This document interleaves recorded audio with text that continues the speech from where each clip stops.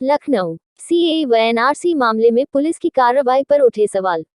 जैनब सिद्दीकी के घर पहुंचकर पुलिस ने की मारपीट आरोप। ये पुलिस की गुंडागर्दी है, गलत बात है। ये क्यों मार रहे हो? पुलिस में मार रहे हो? ये देखिए पुलिस मार रहा है, लड़कियों को मार रहा है।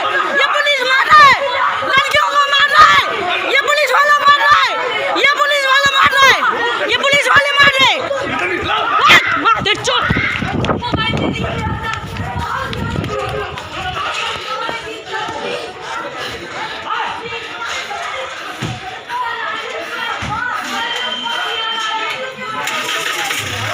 सर पता नहीं कैसे आ गए अंकल, पता ही नहीं चला, कुछ बता नहीं रहे। देखिए कितनी बदतमीजी कर रहे हैं।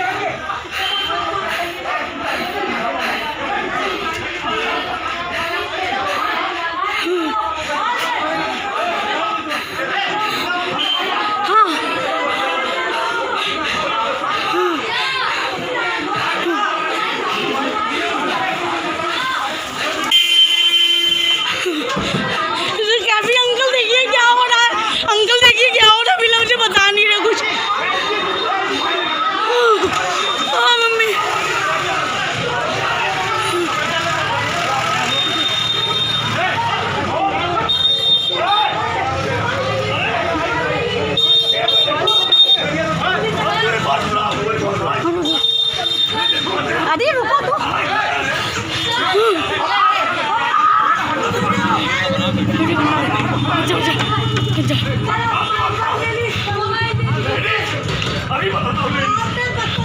ऐसे कैसे आप खड़ी हो? आप ऐसे छोड़िए, आप लड़कियों को नहीं छू सकते।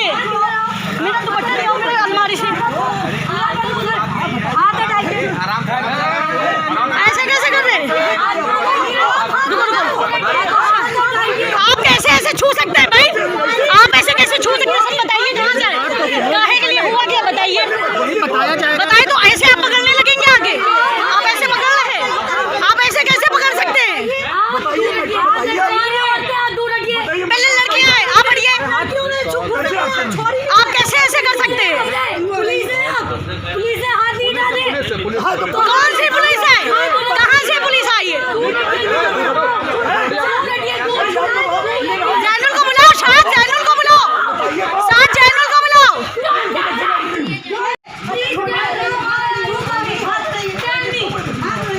क्या है भैया? कहाँ से आए भैया? कहाँ से आए सर? कहाँ से? किस लिए आए? काहे के लिए आए? काहे की पूछताछ? सिविल मैटर में कैसे?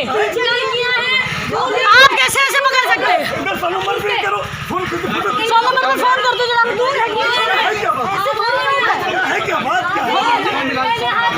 किस चीज के लिए आए? आप किस चीज के लिए आए?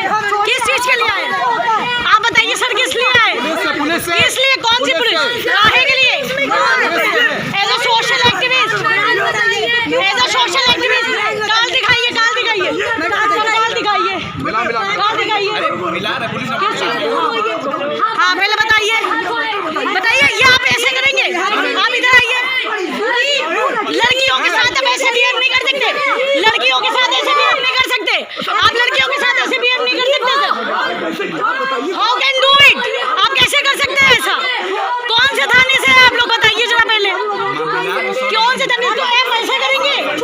सिविल मैटर में आप ऐसे किसी को मारने आ जाएंगे? आप ऐसे कैसे आ सकते हैं?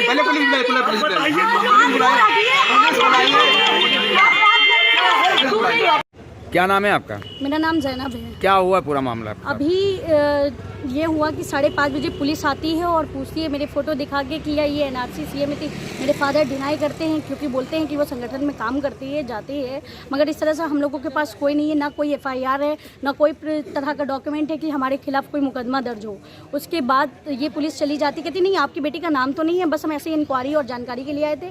फिर 6:30 बजे मैं आ जाती हूँ फील्ड से। मैं घर पर थी और मेरे फादर जो थे नमाज़ पढ़ के आ रहे थे। मेरे पापा और एटीएस के थे लोग, क्या थे पता नहीं, कौन गुंडे थे, मैं तो गुंडा ही बोलूँगी कि किसी को आके जबरन दबोच लेते हैं। मेरे फादर बाहर खड़े थे घर के, उनको दबोच लिया, उसके साथ उनके साथ मारपीट करनी है। मैंने पूछा कई बार कि सर आप बताइए आपका नाम क्या है, कहाँ से आए हैं, क्या हुआ है, क्या क्राइम है, पहले आप हमें बताइए कि क्या हमने कोई अपराध किया है। एज अ आप संविधान के हिसाब से भी मेरे पूछने की तो बात है ही है ना, मैं पूछ सकती हूँ। उस तरह से लाठी डंडे चलाए हैं पुलिस वालों ने कि मतलब कोई बेशर्मी की भी हद होती है कि इतनी गुंडे।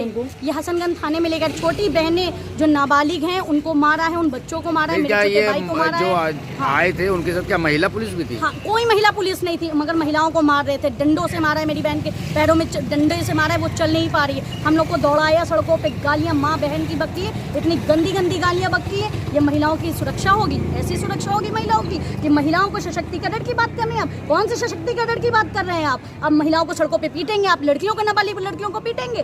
थू है ऐसी सरकार पे जो महिलाओं की सुरक्षा ना कर सके, ऐसे थू है ऐसे बीजेपी सरकार पे जो सिर्फ वादे कर रही है और कोई काम नहीं कर रही। आप किसी को ना एडीसीपी पश्चिम गोपाल चौधरी द्वारा थाना चौक की गई प्रेस वार्ता। थाना चौक पुलिस द्वारा 3 शातिर वाहन चोरों को किया गया गिरफ्तार। पुलिस ने सईद मोहम्मद यूसुफ, मोहम्मद जावेद और कन्हैया मौर्य को किया गिरफ्तार। चोरों के कब्जे से 10 चोरी की मोटरसाइकिल बरामद। आरटीओ के दलाल के साथ मिलकर करते थे चोरी का गाड़ियों की फर्जी पेपर बनाने का खेल। फर्जी पेपर बनाकर बेचते थे चारी की गाड़ियाँ। की टीम ने बहुत ही अच्छा गुड वर्क किया है।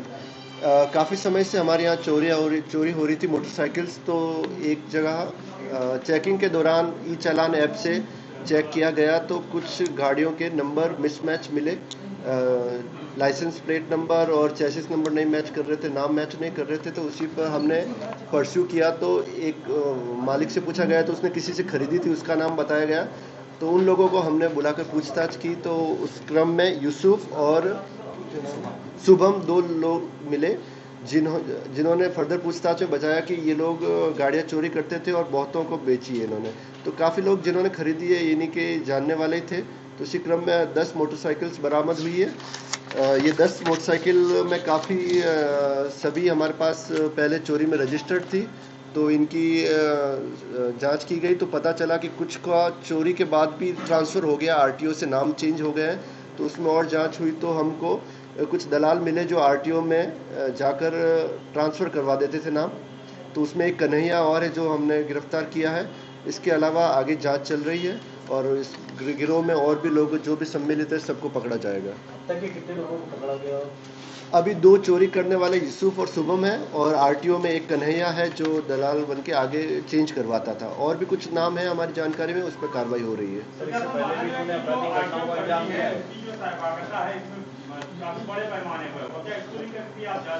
यूसुफ का लंबा चौड़ा अपराधी इतिहास है, पहले भी ये मामलों में गया। चोरी की काफ़ी घटनाएं हैं 2019 और 20 की।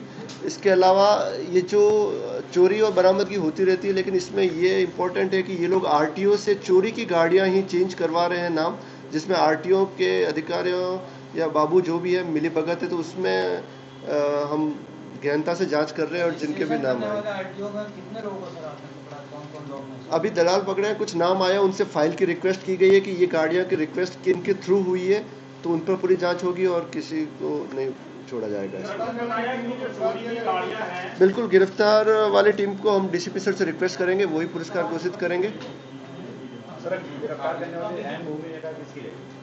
ये इसमें हमारी टीम है SHO Vishwajit Singh, SI Shri Himanchal Singh, SI Shri Rampreet Singh, Gyanesh Kumar, Dilip Kumar, head constable Mrityunjay Kumar, constable Ajay Kumar, constable Pradeep Kumar और हमारे एसीपी साहब पूरा पर्यवेक्षण कर रहे थे इसका।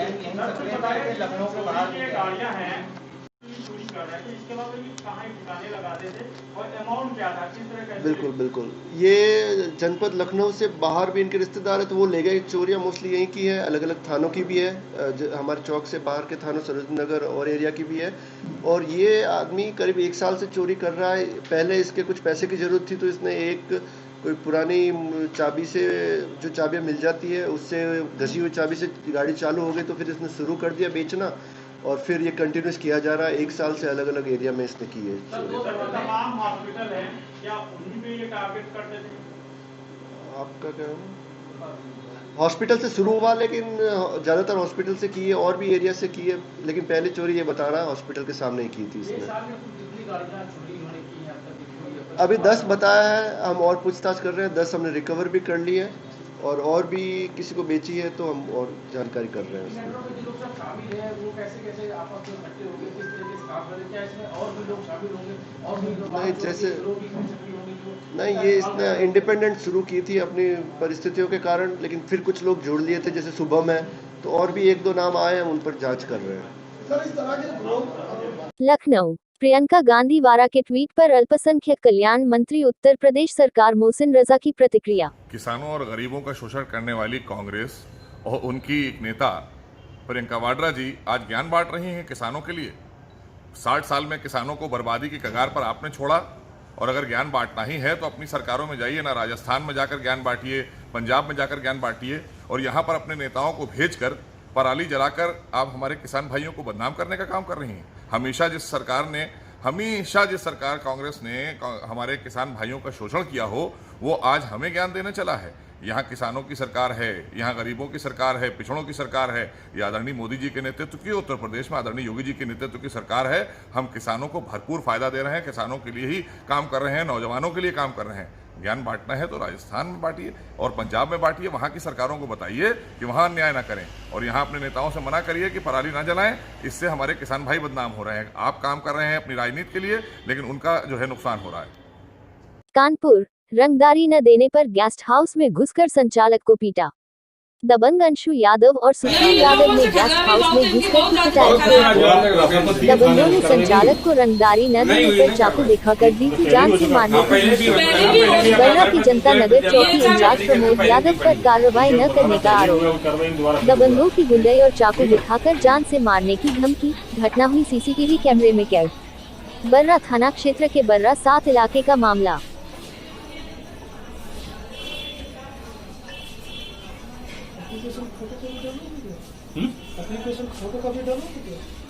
ये बड़े ठाकुर में आए होंगे।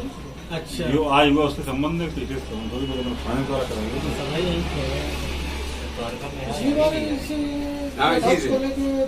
नहीं किसान ना ऐसा ही हुआ था कि यहाँ पे गेस्ट हाउस बंद करके जवाब यहाँ चालू नहीं कर। यहाँ ग्रुप है पूरा 70-80 आदमी जा लगे।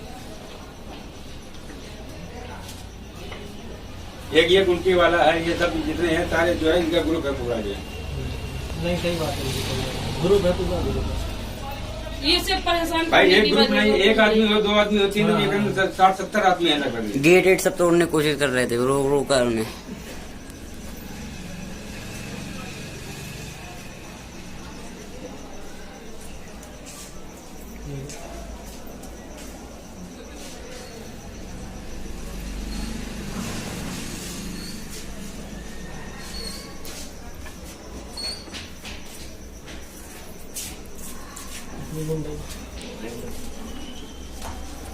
ठीक है, तो 7